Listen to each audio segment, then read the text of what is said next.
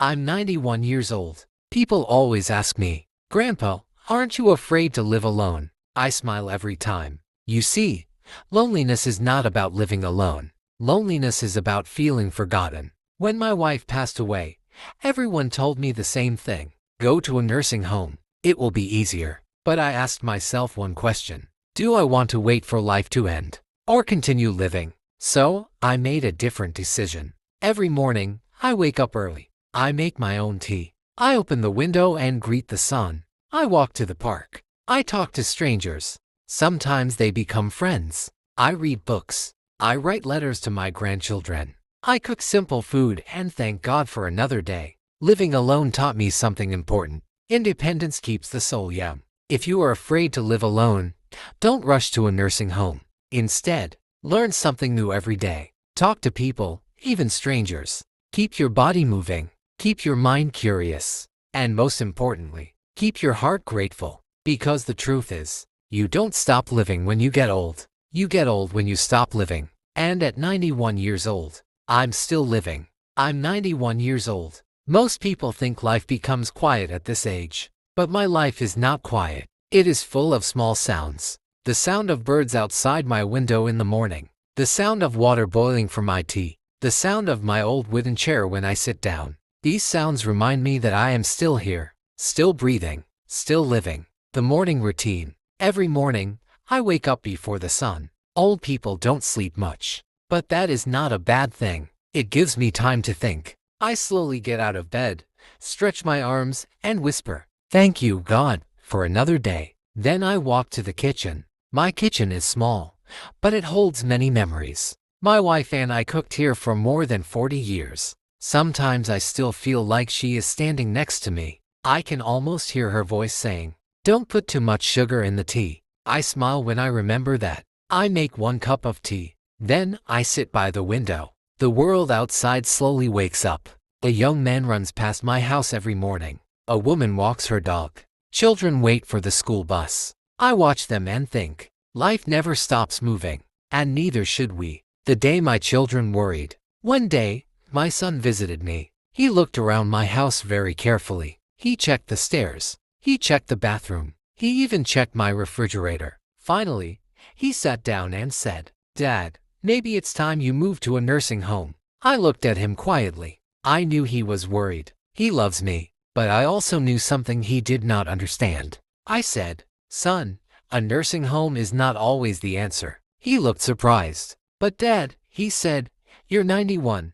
What if something happens?" I smiled gently. "Something will happen one day," I said. "That's part of life. But until that day comes, I want to live my life." Living alone is not the same as being lonely. Many people think living alone is sad. But let me tell you something important. Living alone is not the same as being lonely. Loneliness comes when you stop connecting with the world. I refuse to do that. Every afternoon, I walk slowly to the park. Yes, slowly. At 91, you don't rush anywhere. In the park, I sit on the same bench. At first, people did not notice me. But after some time, they started saying hello. Then something interesting happened. A little boy came and sat next to me. He asked, "Why do you always sit here?" I laughed. "Because this is the best seat in the park." "Why?" he asked. "Because from here," I said, "I can see life. The best conversations." That boy's name was Daniel. He started visiting me almost every day. Sometimes he asked questions like,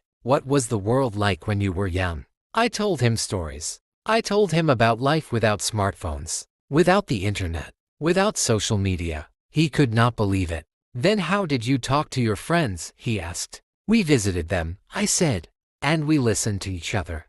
He thought about that for a long time. Then he said something that surprised me. "That sounds nicer." Maybe he was right.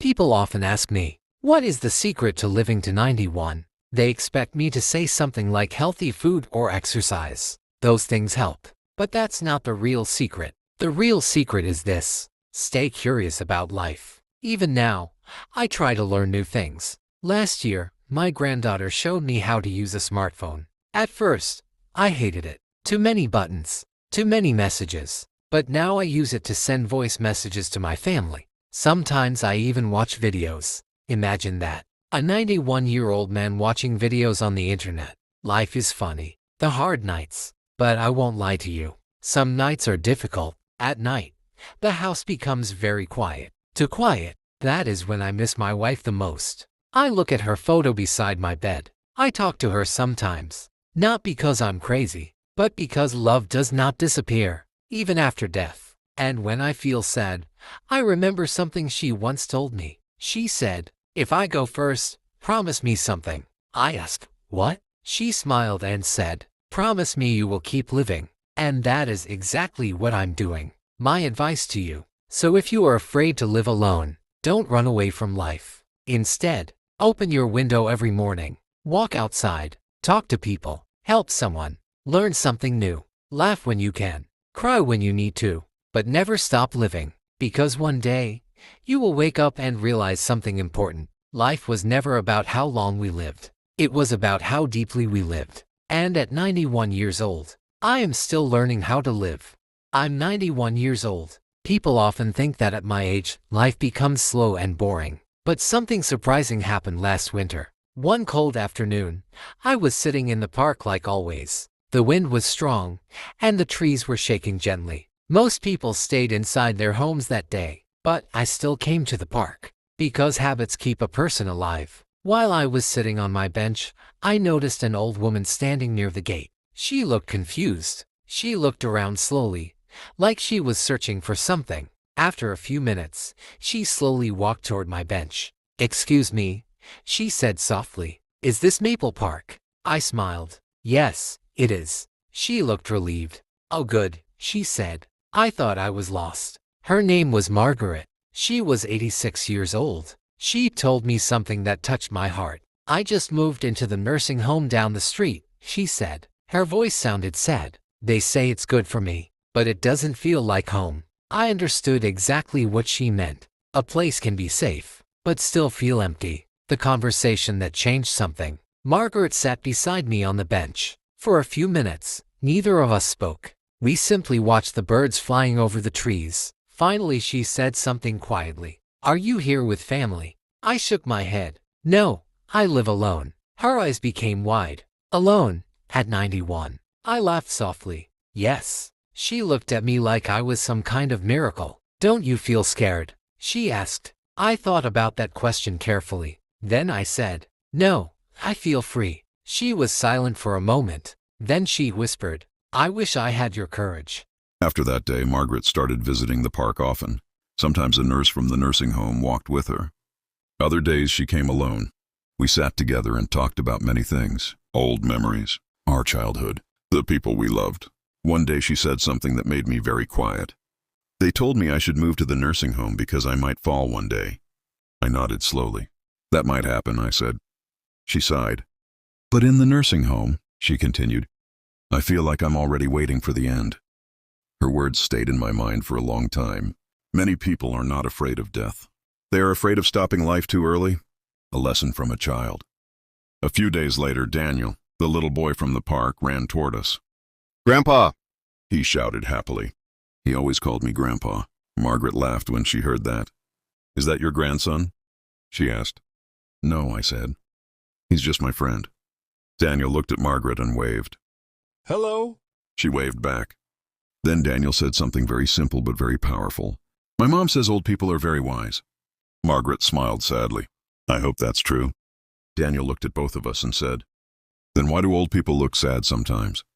Neither of us answered immediately. Finally I said, "Sometimes people forget they are still alive." Daniel thought about it. Then he said something that made us both laugh. "Well, if you're alive, you should play. Children understand life better than many adults." The decision? One evening, Margaret told me something surprising. "I spoke to my daughter," she said, "and I told her I want to go back to my own house." I looked at her carefully. That is a big decision. She nodded. "Yes, but I don't want to spend my last years waiting. I want to live them." Her daughter was worried at first. But Margaret promised something. She promised to stay active, to stay connected, to stay strong. And a few weeks later, she moved back home. Now Margaret and I meet in the park almost every day. Two old people sitting on a bench, talking, laughing. watching the world move around us. Sometimes young people walk past us quickly. They are busy with their phones, busy with work, busy with life. I want to tell them something important. Life moves fast, too fast. And one day, when you are 91 like me, you will realize something beautiful. The best moments in life were not the big ones. They were the small, quiet moments. A cup of tea, a friendly conversation, a walk in the park, a child's laughter. These moments are life itself. And as long as you can still see them, you are not old. You're alive. And at 91 years old, I still feel alive. I'm 91 years old. At this age, every season feels special. Spring feels like a gift. Summer feels like energy. Autumn feels like memories.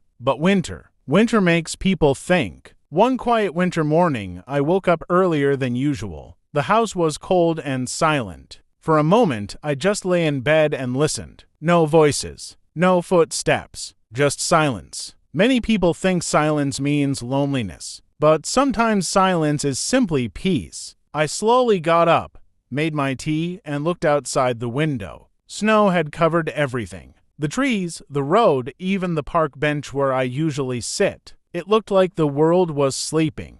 Around noon, I heard someone knocking on my door. I was surprised. Not many people visit an old man like me. When I opened the door, I saw Daniel standing there. Behind him was his mother. Daniel was holding a small bag. "Grandpa," he said excitedly, "we brought you cookies." I laughed. "You came all the way here in the snow?" Daniel nodded proudly. "Yes, Mom said you might feel lonely." I looked at his mother and smiled. "That was very kind of you." She said something that touched my heart. "My son talks about you all the time. He says you are his wisest friend." I laughed again. "I'm not wise," I said. "I'm just old." But Daniel shook his head. "No," he said seriously. "You know how to live." A memory from long ago. That night, after they left, I sat quietly with the cookies and tea. And suddenly, an old memory returned to me. I remembered something my father told me when I was a young boy. He said, "Son, when you get old, people will think your life is almost finished. But they are wrong. The end of life is not the end of living." At the time, I didn't understand those words. I was young. Young people think life will last forever. But now, at 91, I finally understand. The truth about aging, getting old, is not the problem. The real problem is fear. People are afraid of falling, afraid of sickness, afraid of being alone. Because of that fear, they stop living too soon. They stop walking. They stop meeting people. They stop trying new things. And slowly, life becomes smaller and smaller. I promised myself I would never let that happen. A beautiful afternoon. A few days later, the snow melted. The park was full again. Children were running. Dogs were barking. People were walking and laughing. Margaret came and sat beside me. She looked happier than I had ever seen her. "You were right," she said. "About what?" I asked. "About living," she replied. She told me that since she moved back to her home, she started cooking again. She started gardening again.